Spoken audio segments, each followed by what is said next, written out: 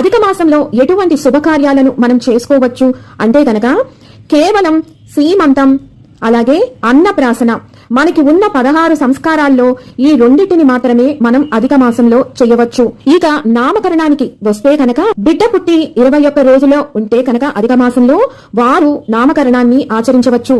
21 రోజులు దాటితే కనుక వారు ఇంకా 3వ నెలలోనే వారి బిడ్డకు నామకరణం అనేది చేయాల్సి ఉంటుంది. ఇక అక్షరాభ్యాసం, చెవులు కుట్టించటం, పుట్టు వెంట్రుకలు ఇవ్వటం ఇలాంటివి అన్ని కూడా చెయ్యొచ్చా అండి అంటే అధిక మాసంలో చేయరాదు.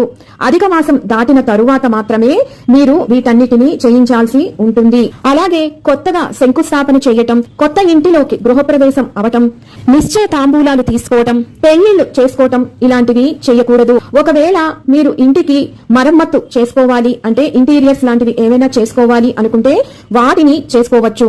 అలా కాకుండా ఇంటి పైన స్లాబ్ కొత్తగా వేసుకోవాలి అనుకుంటే కనుక ఇప్పుడు అధిక మాసంలో వేయకూడదు. ఒకవేళ మీకు పనులు కనుక కంటిన్యూస్ గా జరుగుతూ ఉన్నాయనుకోండి అధిక మాసానికి ముందు నుంచే, అప్పుడు మీరు స్లాబ్ వేసుకోవటం మీరు కొనసాగించవచ్చును. అలా కాకుండా చాలా గ్యాప్ వచ్చి ఇప్పుడే మళ్ళీ మీరు కొత్తగా స్లాబ్ వేసుకోవాలి అనుకుంటే కనుక ఇప్పుడు వద్దు. భూమి రిజిస్ట్రేషన్స్, ఫ్లాట్ రిజిస్ట్రేషన్స్ చేసుకోవచ్చు.